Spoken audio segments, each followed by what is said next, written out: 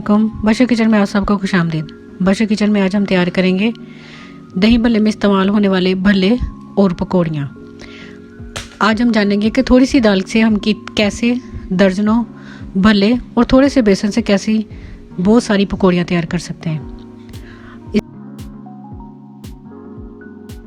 इसके लिए हमें चाहिए माश की दाल। ये 1 पाव माश की दाल है जिसे मैंने 3-4 घंटे से पहले से भिगोया हुआ था।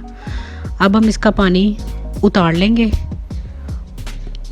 अब हम इसे किसी चॉपर या ब्लेंडर में डाल के, जिसमें भी आप इसका पेस्ट तैयार करना चाहें कर सकते हैं। मैंने इसमें आधा कप पानी ऐड किया और ब्लेंडर से इसका हमने पेस्ट बना लिया।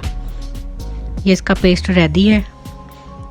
ये देखें, बिल्कुल इसमें दाना नहीं होना चाहिए, बिल्कुल इसका पतला सा पेस्ट हो। अब हम इसमें आधी चम्मच काली मिर्च ऐड करेंगे, आधा चम्मच नमक ऐड करेंगे और 1 चुटकी मीठा सोडा। ये देख सकते हैं 1 चुटकी ही मीठा सोडा ऐड किया है। अच्छी तरह से इसको मिक्स कर लेने के बाद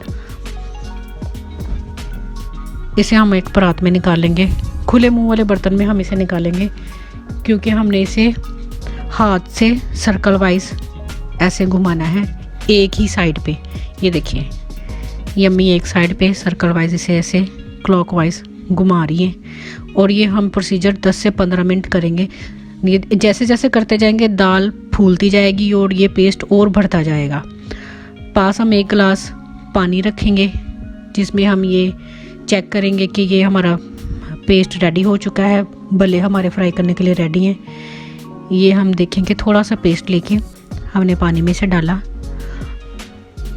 अगर तो ये पानी के ऊपर तैरने लग गया है, इसका मतलब ये हमारा पेस्ट रेडी है।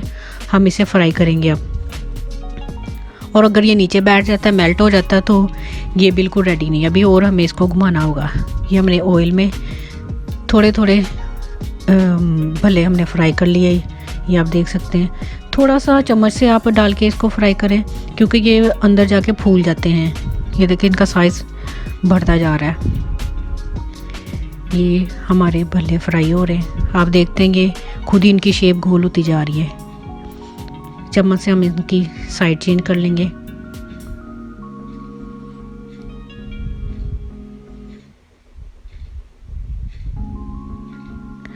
ये हमारे भल्ले फ्राई हो चुके हैं। गोल्डन होने पे हम इन्हें एक बोल में निकाल लेंगे।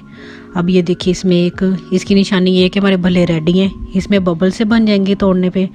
और ये झाला सा आपको नज़र आ रहा होगा। ये हमारे क्रिस्पी से भल्ले बिल्कुल रेडी है।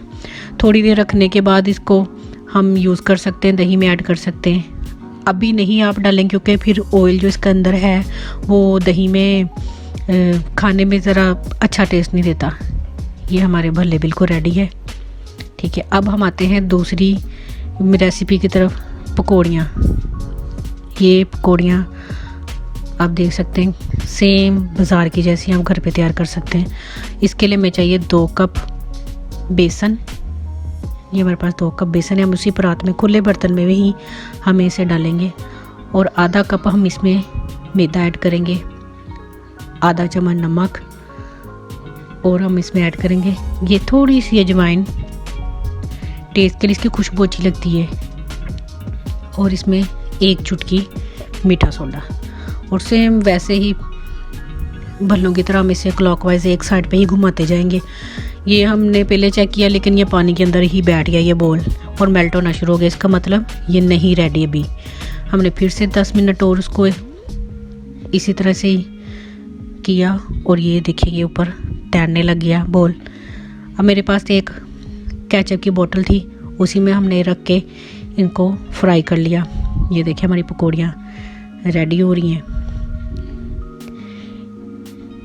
गोल्डन ब्राउन होने पे हम इसे निकाल लेंगे।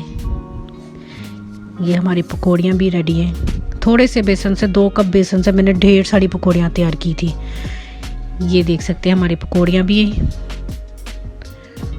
और हमारे भल्ले भी रेडी हो चुके हैं। रमज़ान में आप ये घर पे खुद ही इजीली बना सकते हैं और सेव कर सकते हैं, फ्रीज़ कर सकते हैं, फ्रीज़ में रख सकते हैं। डीप फ्रीज़ नहीं करेंगे लेकिन आप नीचे रख सकते हैं। अब ये थी हमारी आज की छोटी सी रेसिपी। उम्मीद है आपको पसंद आई होगी। जाने से पहले हमारे चैनल को लाइक और सब्सक्राइब करना ना भूलिएगा। शुक्रिया। अल्लाह हाफिज़।